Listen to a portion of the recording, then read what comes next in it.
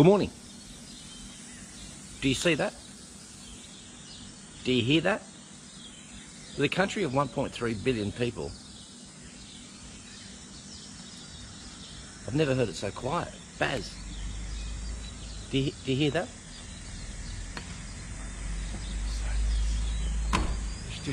We should take a pool on what time in the morning we hear the first beep. Here it comes.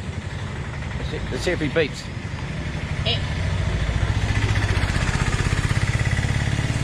Nothing. Grumpy Gerald. Passionate. I'm not good in the morning. So last night, big deal. Thanks, brother. Good. We better go.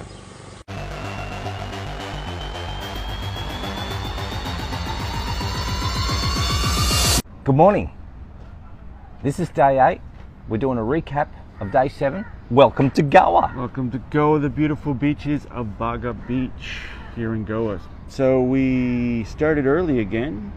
We seem to be getting up really early, like around 5 o'clock, 5:30, and you're seeing some footage at the moment of where we were staying, and there is obviously a trend here in India that nobody gets up before 10 o'clock. Yeah, nothing really opens till kind of 10 or 11, and so it's nice to get out of the city, especially if we're in a town, to get up early and get on the road and get out of the town. And it worked out really well. We hit the road, and it was these beautiful little winding roads through these tiny little villages along the coast. Looked very much like Bali. Bali of about 20, 30 years ago, though. Yeah, rural Bali, not like Huda Bali. Yeah. But you know, palm trees, winding roads, little villages. It was really beautiful. And then the sun was coming up just as we crossed this really long span of bridge, and so we had to stop and get the photos. You may have seen the photo up on the Facebook page. It was just beautiful. We did like the locals, because we worked out that if you wanted to take a photo, like imagine this, if you were say you're in Sydney, you want to take a photo of the Opera House from the Harbour Bridge, you just stop. You just stop, you get out of your car, and you just start taking photos. So we did as the locals do. Yeah. We just stopped. We went, look, this beautiful photo opportunity, and got some great shots, hey? Yeah, we got some great shots. It was beautiful. Yeah. And yeah, it was we were pretty much the only ones on the road at that point anyway, so it was good. And then as you might remember from yesterday's video, our luggage rack broke, and one of the welds had broken, and we MacGyvered a little tree limb in there with some zip ties to keep it going. But as we kept going and Roxy kept pounding the hard roads around here, another part of the luggage rack broke, so the whole thing was going to self-destruct madly if we didn't get it fixed pretty soon. But hey, I don't know if we have a Roxy Angel or something, but it was around, I think Barry did the first 2-hour drive, I did the next 2-hour drive, and then what happened is, you know, it got to about the 1 hour 55, and I said to Barry, I'm just going to pull over, Spook, need a break, pull over, grab ourselves a chai, and what happens to be right in front of the chai shop? A guy welding. I haven't seen a welder in like the 10 days we've been here, and we just pull at this random spot, wide spot in the road. It's not even really a town.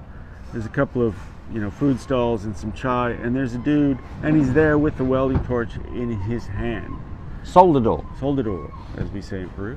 Got her fixed, and she only cost us a mere $10 to get the whole welding stuff. While he welded the luggage rack in flip-flops and no mask or anything. Gotta go Indian style. No OH&S here, brother. No. So that took us, it was a good time for Roxy to have a bit of a break and a rest, and we just started to notice she's getting a little bit sluggish at the moment. So we hit the road, went from beautiful scenery to desolate scenery. You'll see a shot right now. We're just out in the middle of nowhere. Spook's just flying past me, and then we go from desolate to smooth pavement roads. There's a lot of the kind of diversion again. Shitty pavement, good pavement, shitty pavement, good pavement, and then we hit this long stretch. There's some video here. Long stretch of beautiful, smooth, pothole-free pavement, and hardly any traffic at all. It was very, very odd, but we ate those K's up with relish, man. It was great. Ate it with relish. With relish. We relished the good roads. We relished the good roads.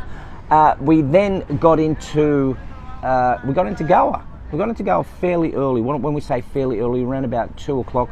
Looked at where we were. Looked that there was one of the top 10 spots that we had to go, which was called which was Curly's Beach Bar and Bistro. So we thought we'd head down there. We got some good footage of that. It was a little hard getting there, and I must admit I did go the wrong way down a one-way street more than once. But it doesn't matter. It's India. Yeah, but it's like it matters here. You just go down a one-way street and everyone's going, you're on the wrong side. Like, okay. Had a wonderful lunch there. The first time that I think in the time that we've been here, we had a salad. But it was an avocado salad. Avocado. It's the first avocado I've seen in about 2 weeks. Oh, so good. The little things, man. We've been eating local, like everyone's.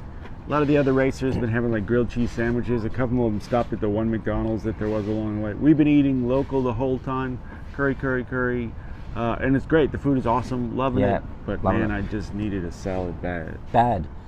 Then thought, okay, we finished up there. Let's jump back on the road again. Had a look at the map. And just north of here, it was only 7 k's, but it takes us about 35 minutes to get here. We headed to Bugger. We're on Bugger Beach now. This is what's behind us. I'll show you some better footage than what you can see here because I think it's a bit like whited out. But we spent some time last night having a few drinks with some of the other teams, and man, they are epic. Like, we don't mind a good beer at the end of the night. Some of the lads were putting it away last night. How many did they have? Seven double rum and cokes, 42 shots between. Yeah. Haven't you got anything better to do with your day? No. Ouch. Like, ouch. Yeah. Plan today is to. Well, we're thinking that Roxy's having a bit of a hard time. If the roof rack is one of the things that breaks off. And the transmission is slipping badly, and almost always in the wrong at the wrong time. Yeah, but did you notice the other day when Spook was doing some maintenance work on the...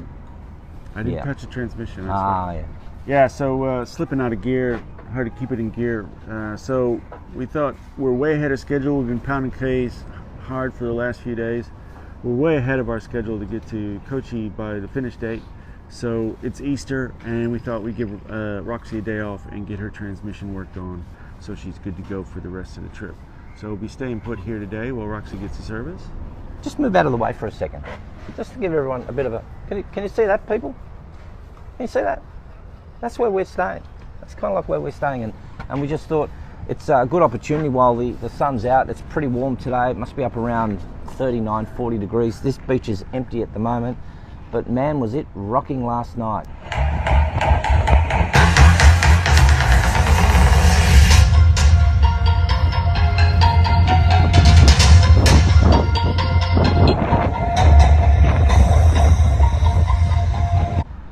We know that we're on this trek here for a reason, and a really good reason. Although you're noticing we're having a lot of fun and mayhem, and there's mishap, and you know, we're just partying on, and we're getting to our destination at the end. But there is a serious side to this whole trek that we're doing, and that is that we're raising money for our charities, which of course we're raising for.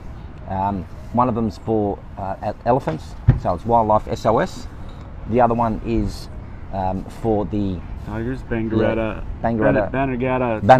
Tiger Reserve here in India. And the other two? And the 2 dogs. There's the Animal Aid Unlimited, which you saw a little bit of footage of the other day, and the other one is Pagamuma in the Philippines, which was started by a woman that works for me. She just started this dog sanctuary off her own back, her own money, just to ease the suffering of those animals in need on the streets of the Philippines. So we want to help her do that as well. So we put a big goal up there, $50,000 to raise. It's pretty obvious we probably aren't going to make that in the next week, but we'd really love to make 20,000. So donations have kind of slowed, and this is our appeal to you that yes, this is a great adventure to follow along and follow our antics as we cross India in one of the worst vehicles ever.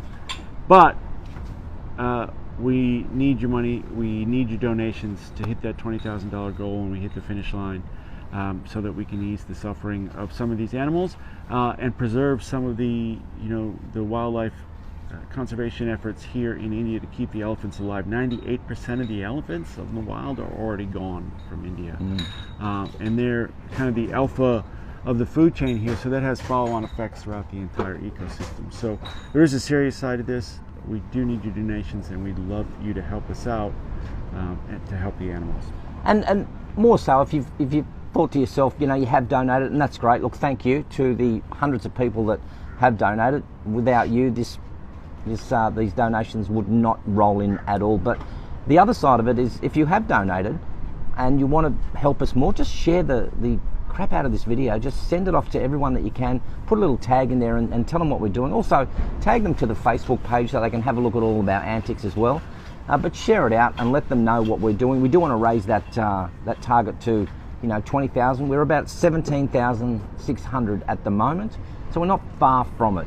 And every dollar's going to count. Every donation, $5, $10, whatever you got, we would love to get you on board as a donor for the trip as well. And thank you again for all those people that donated, both personal and the corporate sponsors out there as well. Well, that's it for us for the day. Rudy, we know that you and I are having a great virtual drink. I know you're drinking all the time with us. I bet you can't keep up with those boys. Like 7 double shots of rum and coke. But I know you'd give it a go. Give it a good go. So cheers, Rudy. Cheers, Rudy. All the best, and we'll see you tomorrow. See you tomorrow, everyone.